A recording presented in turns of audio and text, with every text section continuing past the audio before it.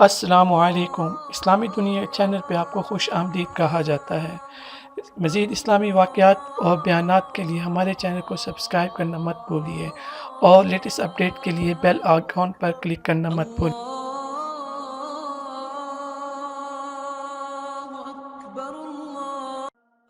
السلام علیکم سامعین، اسلامی دنیا کے چینل میں آپ کو ویلکم کیا جاتا ہے۔ آج کی جو ہماری حدیث ہے وہ صحیح بخاری جلد اول ایمان کا بیان، حدیث نمبر ہے 8۔ اس کے جو راوی ہیں وہ ہے عبداللہ بن محمد جعفی، ابو عامر عقدی، سلمان بن بلال، عبداللہ بن دینار، ابو صالح، ابو ہریرہ۔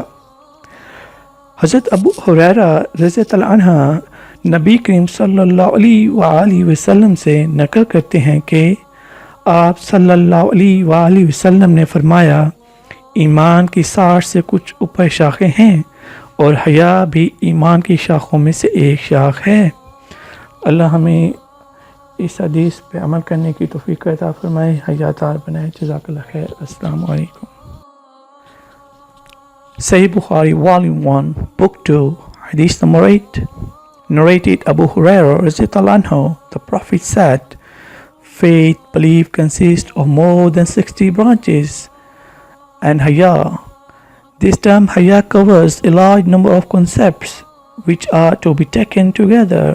Amongst them are self-respect, modesty, bashfulness, and scruple, etc. is a part of faith.